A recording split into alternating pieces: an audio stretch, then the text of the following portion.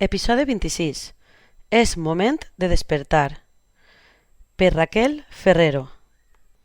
La majoria de les persones ens passem gran part de la nostra vida amb els ulls tancats, completament adormits, seguint la inèrcia de tot allò que va esdevinguent al nostre voltant i que tenim com a veritat i realitat sense plantejar-nos si realment ho és i si cal o no fer una revisió i reestructuració dels nostres patrons de pensament i anar obrint els ulls a altres possibilitats que potser han estat ahí sempre, però no hem tingut la capacitat de veure-les, perquè tampoc ens han ensenyat a fer-ho.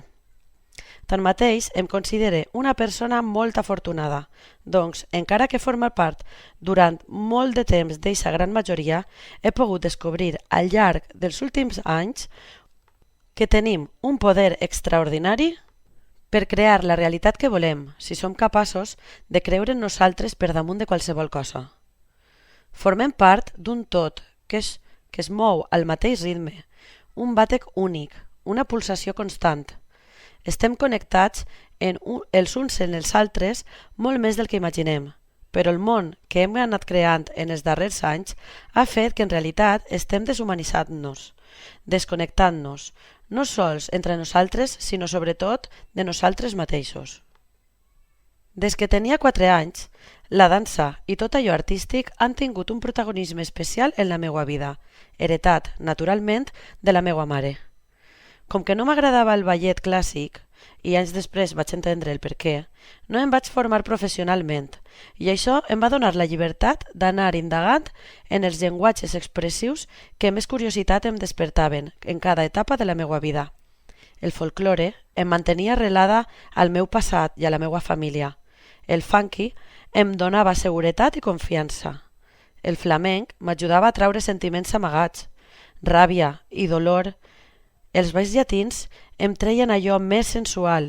El jazz em connectava amb la meva part més femenina. El contemporani m'apropava a mi mateixa. I així vaig anar adquirint un llenguatge propi i polivalent, que ara forma part de tots i cadascun dels moviments que quan balle, lliure i improvise. A totes aquestes conclusions he arribat a poc, construint un camí amb voluntat de créixer, de vegades més planet i sense massa pendent, i d'altres vegades esgotador, complicat, ple de pedres i cudols.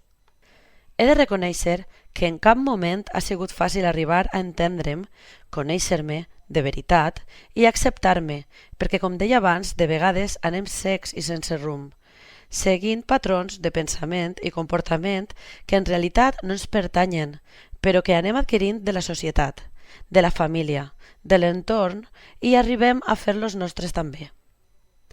Ja fa uns 8 anys vaig descobrir que les teràpies artístic-expressives, com la dansateràpia, el psicodrama, l'artteràpia, la musicoteràpia i també pràctiques com la meditació, la respiració o el ioga podien ajudar-me a reconnectar amb aquella xiqueta del barri de Sant Pere que somiava que podia viure del seu art, que se sentia diferent de la resta per la seva sensibilitat i receptivitat, que tot el que imaginava podia ser possible.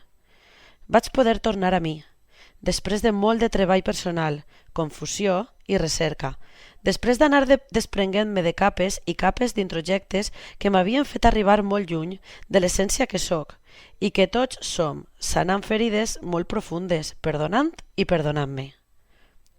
La dansateràpia, o com jo l'anomene moltes vegades moviment expressiu, és una ferramenta poderosa, amb la qual podem arribar a desbloquejar emocions estancades, sanar traumes, augmentar la nostra seguretat, autoestima i confiança, d'una manera extraordinària.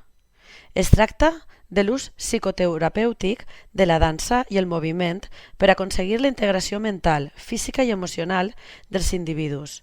Aquesta disciplina, en la que vaig treballant com a terapeuta des de fa uns quants anys, promou el benestar general i amplia les nostres capacitats creatives, no sols en el moviment, sinó també en la nostra vida.